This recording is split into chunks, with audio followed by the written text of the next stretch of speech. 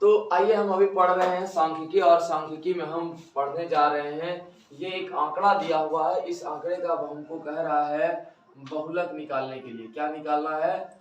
बहुलक। ठीक, तो बहुलक में हम आइए देखते हैं क्या कि ये जो वर्ग माप है यानी परिवार माप है, इस परिवार माप को हम लिखते हैं वर्ग अंतराल। क्या लिखते हैं? वर्ग अंतराल। ठीक है, तो इस परिवार माप को हम लिखते हैं वर्ग अंतराल। और दूसरा हमारा होगा ये परिवारों की संख्या जो है ये हमारा हो जाएगा बारंबारता।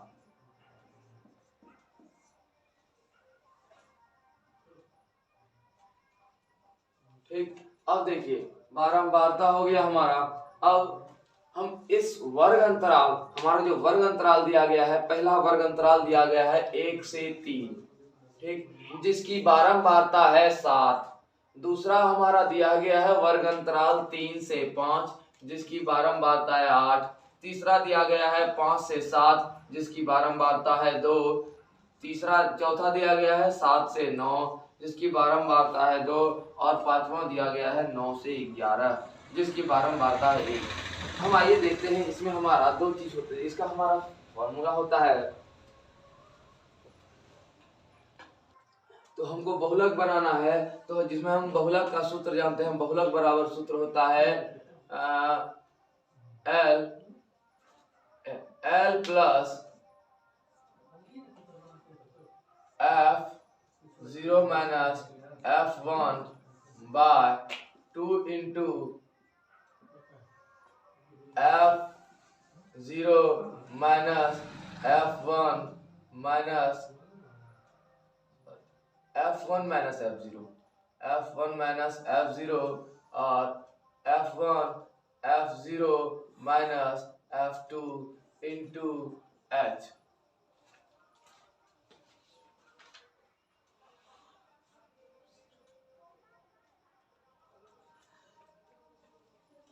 ठीक, तो जान लिए हम लोग इसका सूत्र, और इस सूत्र पे हम इसको बैठाएंगे।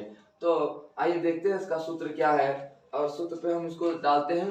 तो सबसे पहले हमारा L क्या होता है जानते हैं L के बारे में। तो इस सूत्र में L जो होता है वो बहुलक वर्ग की न्यूनतम सीमा, मतलब जिसका बारंबारता है उसका जो बहुलक वर्ग होता है, जो अधिकतम बारंबारता है उसका जो बहुलक वर्ग होगा उसकी न्यूनतम सीमा, यानी न्यूनतम सीमा हमारा हो जाएगा L, यानी उसको L को बोला जाता है बहुलक वर्ग का न्यूनतम सीमा।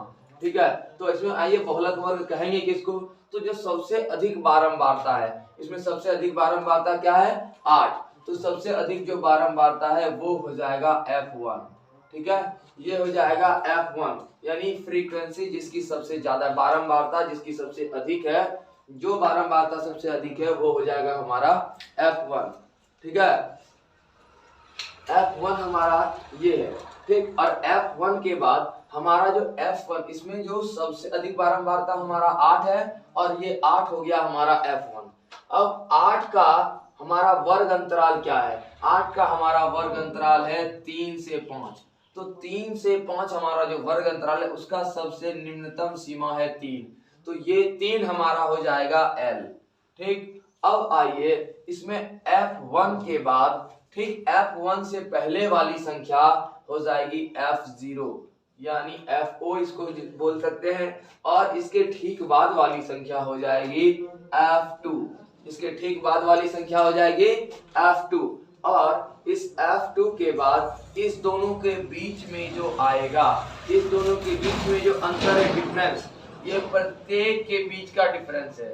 1 3 के बीच में 2 का अंतर है, 3 5 के बीच में 2 का अंतर है, और 5 7 के बीच में 2 का अंतर है, 7 9 के बीच में 2 का अंतर है, 9 11 के बीच में 2 का अंतर है। इसका मतलब ये जो अंतर है, यही अंतर जो हमारा होता है, यही अंतर हमारा कहलाता है H, यानी हाईएस्ट। इस दोनों का अंतर ही हमारा H कहलाता है, यानी H का जो वैल्यू हो गया वो 2 हो गया। तो एक क्रम से सबसे पहले आप लिखिए इसको, H का वैल्यू 2 है, L का वैल्यू हमारा कितना है? 3 है, और F1 का वैल्यू है, F1 का वैल्यू 8 है, और F0 का वैल्यू उससे एक पहले 7 है और F2 का वैल्यू उससे F1 से एक बाद यानी 2 है। तो अब हम इस फॉर्मूला का इस्तेमाल करके इसको बिठाते हैं फॉर्मूला के ऊपर। तो ठीक है, आइए क्या है हमारा फॉर्मूला, बहुलक वर्ग का फॉर्मूला है हमारे पास, बहुलक का फॉर्मूला है, मैं इसको इधर लिखते हैं F1 और F1 के बाद हमारे पास जो है F1 के बाद हमारे पास है F0, इसका वैल्यू है 7 और F2 इसका वैल्यू है 2।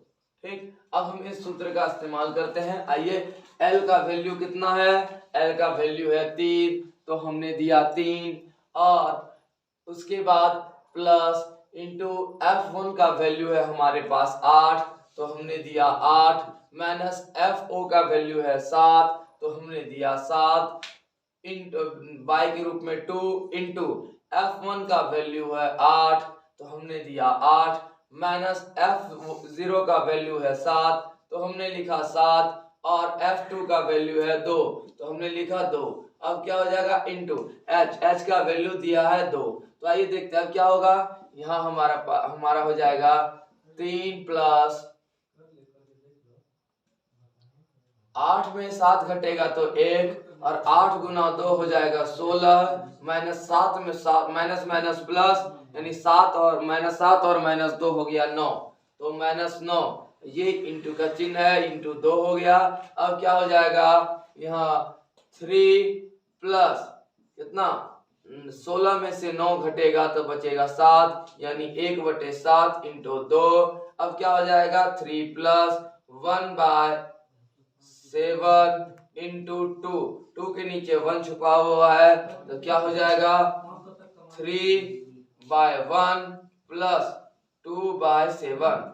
अब ये हो जाएगा हमारा 1 और 7 का लघुत्तम। 1 और 7 का एलसीएम लेते हैं तो क्या होता है हमारा, आइए इधर बनाते हैं। 1 और 7 का लघुत्तम हमारा होता है 1 और 7 का लघुत्तम हमारा होता है 7। तो अभी 1 से 7 में भाग दिए तो हमारा आता है 7, तो 7 से 3 को गुना किए तो होता है 21 प्लस 7 से 1 7 में भाग दिए तो होता है 1 और ये हो गया हमारा 7 × 7 यानी 2। 21 में 2 घट होता है कितना होता है हमारा 23 बटे होता है 7, तो 1 हो गया हमारा 23/7। और अब हम 23/7 में क्या करते हैं, इसको भाग देते हैं 3 7 से भाग देते हैं 23 में। तो आइए 7 से भाग दे करके देखते हैं 23 को। तो 7 से अगर हम 23 को भाग देते हैं तो हो जाता है हमारा 7 से 3 बार में 7 या 21 बचता है 2, यहाँ दशमलव 2 पे 0, 7 दूनी 14 बचता है 6 पर 1 0, 7 8 56 बचता है 4 पर 0, 7 बचे 35 बचता है 5। फिर इस 5 में हम भाग 1 0, फिर 7 7 49, अब आ गया हमारे यहाँ 4 9 बचता है 1, यानी हम 3 अंक तक लेते हैं। ये 3 अंक को क्या करते हैं हम, ये 7 आ गया और 7 के बाद फिर इसी तरह 1 में लगते जाएगा और ये आसान दशमलव प्रसार में आएगा, तो इसलिए इस 7 को हम 1 इसमें बढ़ा के लिख देते हैं कितना 3.28 और 5 के जगह पे हम लिखते हैं इसको 6। ये लगभग में ये इसका आंसर हो जाता है।